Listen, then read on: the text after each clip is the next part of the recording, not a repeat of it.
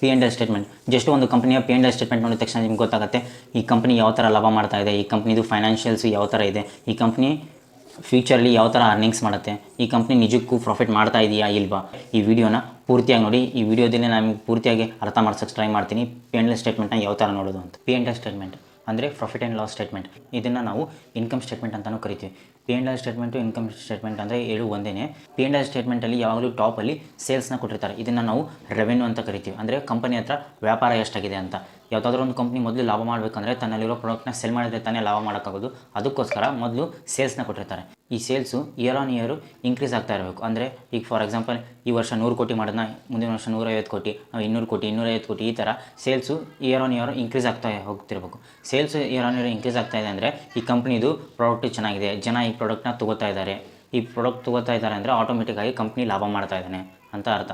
ಅದಕ್ಕೋಸ್ಕರ sales year on year increase ಆಗ್ತಾ ಇರಬೇಕು. ಇನ್ನು ನೆಕ್ಸ್ಟ್ ಸೇಲ್ ಆದಮೇಲೆ ಬರೋದೇ ಎಕ್ಸ್ಪೆನ್ಸಸ್. ಈ ಎಕ್ಸ್ಪೆನ್ಸಸ್ಸಲ್ಲಿ ಮೇನಾಗಿ 4 ಎಕ್ಸ್ಪೆನ್ಸಸ್ ಬರುತ್ತೆ. ಒಂದು material cost, manufacturing cost, employee cost ಮತ್ತು ಅದರ್ ಕಾಸ್ಟು. ಈ 4 ಥರ ಎಕ್ಸ್ಪೆನ್ಸಸ್ ಬರುತ್ತೆ. ಇದರಲ್ಲಿ ನಾವು ಮುಖ್ಯವಾಗಿ ನೋಡಬೇಕಾಗಿರೋದು manufacturing cost. Manufacturing cost reduce ಆಗ್ತಾ ಇರಬೇಕು. ಈ ಥರ ರೆಡ್ಯೂಸ್ ಆಗ್ತಾ ಇದೆ ಅಂದರೆ ಕಂಪನಿಯಲ್ಲಿ ಕಾಂಪಿಟೇಟಿವ್ ಅಡ್ವಾಂಟೇಜ್ ಇದೆ ಅಂತ ಅರ್ಥ. ಕಾಂಪಿಟೇಟಿವ್ ಅಡ್ವಾಂಟೇಜ್ ಏನಂದರೆ ಈಗ ಫಾರ್ ಎಕ್ಸಾಂಪಲ್ ಎ ಮತ್ತು ಬಿ ಅನ್ನೋ 2 ಟೀ ಅಂಗಡಿ ಇದೆ ಅಂದ್ಕೊಳ್ಳಿ. ಈಗ ಟೀ ತಯಾರು ಮಾಡೋಕೆ ಏನೇನು ಬೇಕು? ಟೀ ಪೌಡ್ರು, ಶುಗರು, ಹಾಲು ಇದೆಲ್ಲ ಬೇಕು. ಈಗ ಬಿ ಅನ್ನೋನು ಇದನ್ನೆಲ್ಲ ಮಾರ್ಕೆಟಿಂದ ತಂದು ಟೀ ತಯಾರು ಮಾಡ್ತಾ ಇರ್ತಾನೆ. ಇವನಿಗೆ ಒಂದು ಟೀಗೆ 6 ರೂಪಾಯಿ ಖರ್ಚಾಗ್ತಾ ಇರುತ್ತೆ, ಇವನು 10 ರೂಪಾಯಿಗೆ ಸೆಲ್ ಮಾಡ್ತಾ ಇರ್ತಾನೆ. ಅದೇ ಇನ್ನೊಂದು ಕಡೆ ಎ ಅನ್ನೋನು ಟೀ ಪೌಡರ್ನ ಮಾರ್ಕೆಟಿಂದಲೇ ತರದಲ್ಲೇ ಇವನು ಸ್ವಂತ ಒಂದು ಕಾಫಿ ಎಸ್ಟೇಟ್ ಇರುತ್ತೆ. ಆ ಕಾಫಿ ಎಸ್ಟೇಟಿಂದ ಅವನು ಟೀ ಪೌಡ್ರನ್ನ ತಂದು ಟೀ ಮಾಡ್ತಾ ಇರ್ತಾನೆ. ಇವನಿಗೆ ಬೀಗಿನ ಕಡಿಮೆ ರೇಟಿಗೆ ಟೀ ಪೌಡ್ರ್ ಸಿಗುತ್ತೆ. ಯಾಕಂದರೆ ಇವನೇ ಸ್ವಂತ ಬೆಳೆದು ಮಾಡ್ತಾ ಇರ್ತಾನೆ. ಅದಕ್ಕೋಸ್ಕರ ಮಾರ್ಕೆಟಲ್ಲಿ ಟೀ ಪೌಡ್ರ್ ರೇಟ್ ಏನೇ ಆಗಲಿ ಇವನಿಗೆ ವ್ಯತ್ಯಾಸ ಆಗೋದಿಲ್ಲ. ಯಾಕಂದರೆ ಇವನು ಸ್ವಂತವಾಗಿ ಬೆಳೆದು ಟೀ ಪೌಡ್ರನ್ನ ಯೂಸ್ ಮಾಡ್ತಾ ಇರ್ತಾನೆ. ಇದರಿಂದ ಇವನಿಗೆ ಮ್ಯಾನುಫ್ಯಾಕ್ಚರಿಂಗ್ ಕಾಸ್ಟು ಕಡಿಮೆ ಆಗುತ್ತೆ. ಈ ಥರ ಮ್ಯಾನುಫ್ಯಾಕ್ಚರಿಂಗ್ ಕಾಸ್ಟ್ ಕಡಿಮೆ ಆಗೋದ್ರಿಂದ ಇವನಿಗೆ ಒಂದು ಕಾಂಪಿಟೇಟಿವ್ ಅಡ್ವಾಂಟೇಜ್ ಸಿಗುತ್ತೆ. ಈಗ ಎ ಅನ್ನೋನು 1 ಟೀನ 10 ರೂಪಾಯಿಗೆ ಸೆಲ್ ಮಾಡ್ತಾ ಇದ್ದಾನೆ, ಬಿ ಅನ್ನೋನು 1 ಟೀಗೆ 10 ರೂಪಾಯಿನೇ ಸೆಲ್ ಮಾಡ್ತಾ ಇದ್ದಾನೆ. ಎಗೆ 1 ಟೀ ತಯಾರು ಮಾಡೋಕ್ಕೆ 4 ರೂಪಾಯಿ ಆಗ್ತಾಯಿದೆ. ಯಾಕಂದರೆ ಇವನ ಹತ್ರ ಕಾಂಪಿಟೇಟಿವ್ ಅಡ್ವಾಂಟೇಜ್ ಇದೆ, ಇವನು ಮ್ಯಾನುಫ್ಯಾಕ್ಚರಿಂಗ್ ಕಾಸ್ಟು ಕಡಿಮೆ ಆಗಿದೆ. ಅದೇ ಬಿ ಅನ್ನೋನಿಗೆ 1 ಟೀ ತಯಾರು ಮಾಡೋಕ್ಕೆ 6 ರೂಪಾಯಿ ಆಗ್ತದೆ. ಬಿಕಾಸ್ ಆಫ್ ಇವನು ಎಲ್ಲನೂ ಮಾರ್ಕೆಟ್ ಮೇಲೆ ಡಿಪೆಂಡ್ ಆಗಿದ್ದಾನೆ.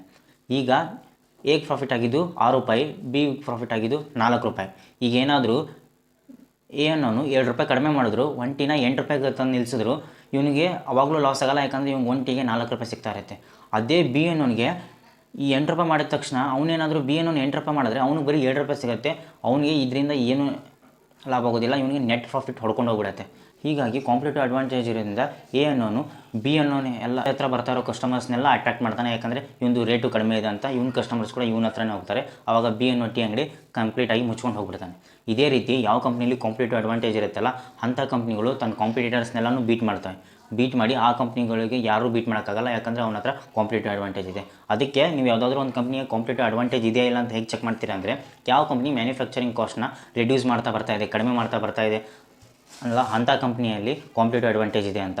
ಏಷ್ಯನ್ ಪೇಂಟ್ಸ್ದು 2012ರಲ್ಲಿ ಮ್ಯಾನುಫ್ಯಾಕ್ಚರಿಂಗ್ ಕಾಸ್ಟು 100% ಇತ್ತು. ಆವಾಗಲೂ ಒಂದು 5-6 ವರ್ಷ ಸ್ಟೇಬಲ್ ಆಗಿದೆ. ಇವಾಗ ಎಷ್ಟಿದೆ? 9%ಗೆ ಬಂದಿದೆ. ಅಂದರೆ ಈ ಕಂಪ್ನಿ ಮ್ಯಾನುಫ್ಯಾಕ್ಚರಿಂಗ್ ಕಾಸ್ಟ್ನ ರೆಡ್ಯೂಸ್ ಮಾಡ್ತಾ ಇದೆ. ಯಾಕಂದರೆ ಇವ್ರದ್ದು ಮೇನ್ ಕಾಂಪಿಟೇಟಿವ್ ಅಡ್ವಾಂಟೇಜ್ ಏನಂದರೆ ಇವ್ರ ಹತ್ರ ಇರೋ ಸಪ್ಲೈ ಚೈನು.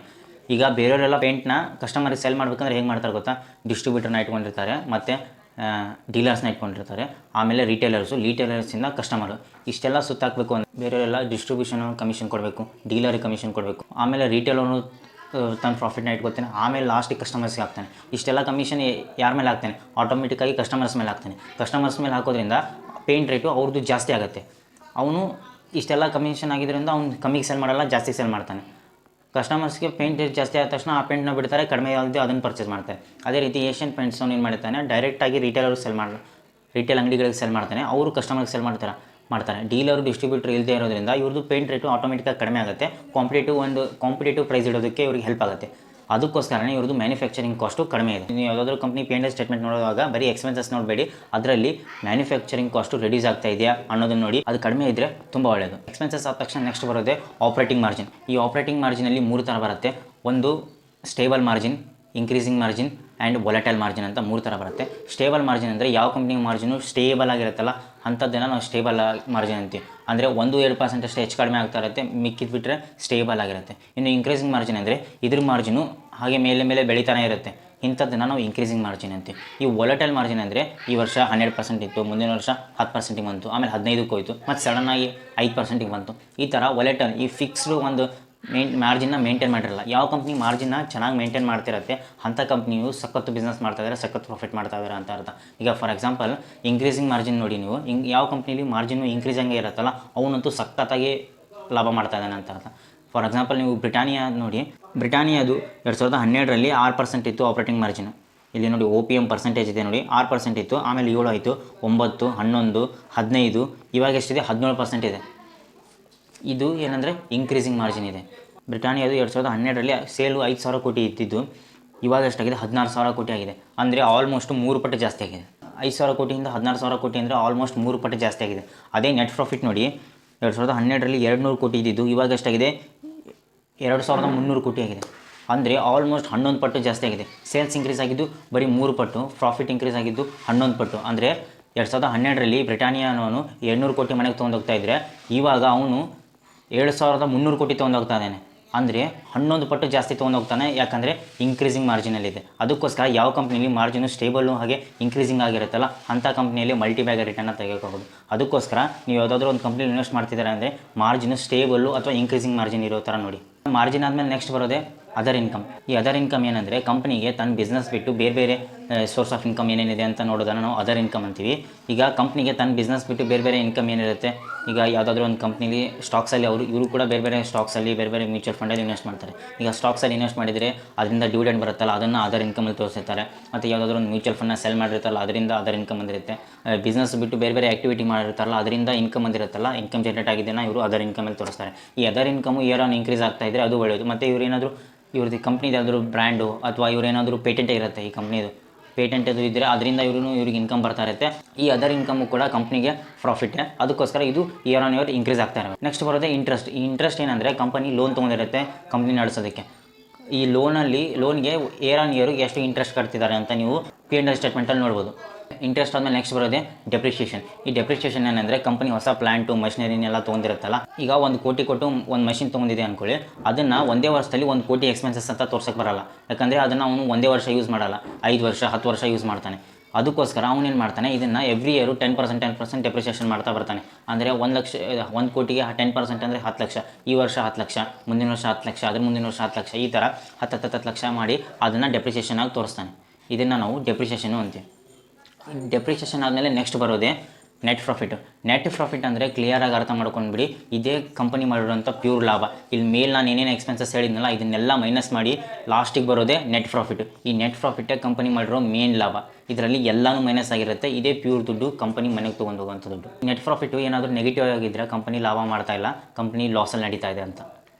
ಅದಕ್ಕೋಸ್ಕರ ಈ ನೆಟ್ ಪ್ರಾಫಿಟು ಕೂಡ ಇಯರ್ ಆನ್ ಇಯರು ಇನ್ಕ್ರೀಸ್ ಆಗ್ತಾ ಇರಬೇಕು. ಇನ್ನು ನೆಕ್ಸ್ಟ್ ಇ ಪಿ ಎಸ್ ಅಂದರೆ ಅರ್ನಿಂಗ್ ಪರ್ ಶೇರ್ ಅಂತ. ಅಂದರೆ ನೀವು ಯಾವುದಾದ್ರೂ ಒಂದು ಕಂಪ್ನಿಲಿ ಇನ್ವೆಸ್ಟ್ ಮಾಡಿದ್ದಾರೆ ಅಂದರೆ ಅದು ಎವ್ರಿ ಒಂದು ಶೇರು ಎಷ್ಟು ರೂಪಾಯಿ ದುಡಿತಾ ಇದೆ ಅಂತ ನೋಡೋದಕ್ಕೆ ನಾವು EPSನ ನೋಡ್ತೀವಿ. EPS ಅಂದ್ರೇ ಅರ್ನಿಂಗ್ ಪರ್ ಶೇರ್. ಪ್ರತಿಯೊಂದು ಶೇರು 1 ವರ್ಷಕ್ಕೆ ಎಷ್ಟು ರೂಪಾಯಿ ದುಡಿತಾ ಇದೆ ಅಂತ ನಾವು ಚೆಕ್ ಮಾಡೋದಕ್ಕೆ EPSನ ನೋಡ್ತೀವಿ. ಈ EPS ಕೂಡ ಇಯರ್ ಆನ್ ಇಯರ್ ಇನ್ಕ್ರೀಸ್ ಆಗ್ತಾ ಇರಬೇಕು. ಈ EPS ಇನ್ಕ್ರೀಸ್ ಆಗ್ತಾ ಇದೆ ಅಂದರೆ ಶೇರ್ ಪ್ರೈಸ್ ಕೂಡ ಇನ್ಕ್ರೀಸ್ ಆಗ್ತಾ ಇದೆ. ಶೇರ್ ಪ್ರೈಸ್ ಇನ್ಕ್ರೀಸ್ ಆಗ್ತಾ ಇದೆ ಅಂದರೆ ಕಂಪ್ನಿ ಪ್ರಾಫಿಟು ಮಾಡ್ತಾ ಇದೆ ಅಂತ. ಈ ಪ್ರಾಫಿಟ್ ಇನ್ಕ್ರೀಸ್ ಆದರೆ ತಾನೇ ಶೇರ್ ಪ್ರೈಸ್ ಇನ್ಕ್ರೀಸ್ ಆಗೋದು, ಶೇರ್ ಪ್ರೈಸ್ ಇನ್ಕ್ರೀಸ್ ಆದರೆ ತಾನೇ EPS ಇನ್ಕ್ರೀಸ್ ಆಗೋದು. ಅದಕ್ಕೆ ಇದು ಒಂದಕ್ಕೊಂದು ಲಿಂಕ್ ಇರುತ್ತೆ. EPS ಕೂಡ ಇಯರ್ ಆನ್ ಇಯರ್ ಇನ್ಕ್ರೀಸ್ ಆಗ್ತಾ ಇರಬೇಕು. ಈಗ ಫಾರ್ ಎಕ್ಸಾಂಪಲ್ ಅದು EPS ನೋಡಿ, 2012ರಲ್ಲಿ 8 ರೂಪಾಯಿ ಇತ್ತು, ಆಮೇಲೆ 10 ರೂಪಾಯಿ ಇತ್ತು, ಆಮೇಲೆ 16, 28, 36, 41, ಇವಾಗ ಎಷ್ಟಿದೆ 96 ರೂಪಾಯಿ ಇದೆ. ಅಂದರೆ EPS year on year increase ಆಗ್ತಾ ಇದೆ. EPS ಏನಾದರೂ ಇಯರ್ ಆನ್ ಇಯರ್ ಇನ್ಕ್ರೀಸ್ ಆಗ್ತಾ ಇದ್ದರೆ ತುಂಬ ಒಳ್ಳೆಯದು. ಇನ್ನು next dividend payout. Dividend payout ಅಂದರೆ ಕಂಪನಿ ತಾನು ಮಾಡಿರೋ ಲಾಭದಲ್ಲಿ ಡಿವಿಡೆಂಟ್ ಅಂತ ಕೊಡುತ್ತೆ. ಅಂದರೆ ತಾನು ಮಾಡಿರೋ ಲಾಭದಲ್ಲಿ ಇನ್ವೆಸ್ಟರ್ಗೂ ಹಂಚುತ್ತೆ. ಇದನ್ನು ನಾವು ಡಿವಿಡೆಂಡ್ ಅಂತೀವಿ. ಡಿವಿಡೆಂಡ್ ನಾವು 100% ಎಷ್ಟು ಲಾಭ ಮಾಡಿರ್ತಾನೋ ಅಷ್ಟು ಕೊಡಬೇಕಂತೇನಿಲ್ಲ, ಆದರೆ ಸ್ವಲ್ಪ ಆದರೂ ಡಿವಿಡೆಂಡ್ ಕೊಡಬೇಕು. ಈ ಡಿವಿಡೆಂಡ್ ಕೊಡ್ತಾ ಇದ್ದಾನೆ ಅಂದರೆ ಕಂಪನಿ ಹತ್ರ ಕ್ಯಾಶ್ ಇದೆ ಅಂತ.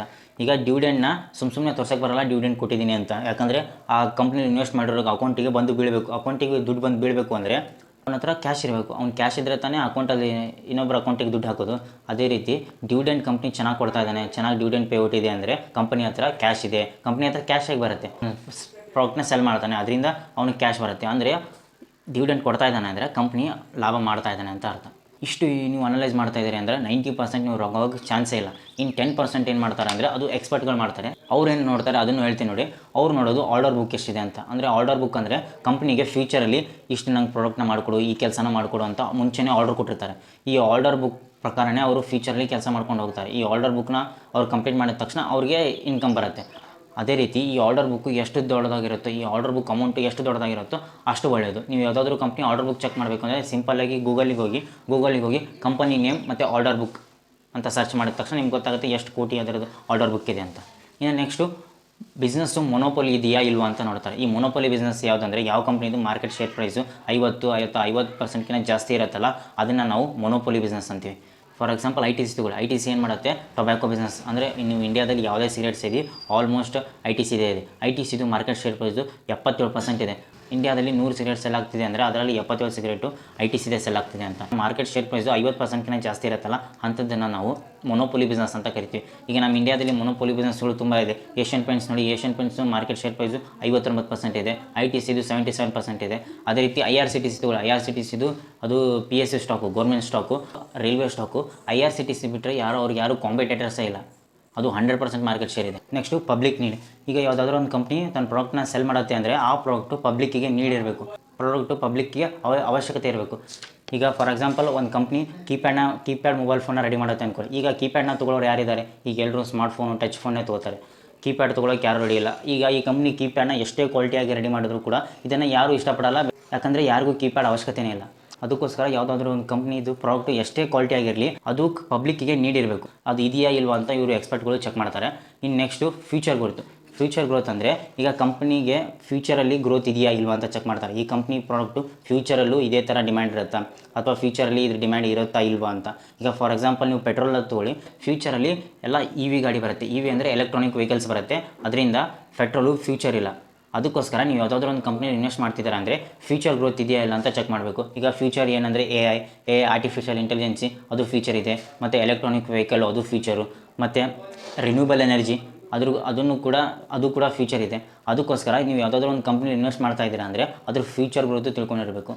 ಇವಾಗ ಈಗ ಸದ್ಯ ಮಟ್ಟಿಗೆ ಆ ಕಂಪ್ನಿಗೆ ಹೈ ಡಿಮ್ಯಾಂಡ್ ಇದೆ, ಹೈ ವ್ಯಾಲ್ಯೂಯೇಷನ್ ಸಿಗ್ತಾ ಇದೆ, ಪ್ರಾಫಿಟ್ ಮಾಡ್ತಾ ಇದೆ, ಇದೆಲ್ಲ ಓಕೆ. ಆದರೆ ಫ್ಯೂಚರಲ್ಲೂ ಹೀಗೆ ಮಾಡುತ್ತಾ, ಫ್ಯೂಚರಲ್ಲೂ ಈ ಕಂಪ್ನಿ ಪ್ರಾಡಕ್ಟು ಸರ್ವಿಸಸ್ಸು ಇದೇ ಥರ ಪಬ್ಲಿಕ್ಕಿಗೆ ನೀಡ್ ಇರುತ್ತಾ ಅಂತ ನೀವು ಚೆಕ್ ಮಾಡಬೇಕು.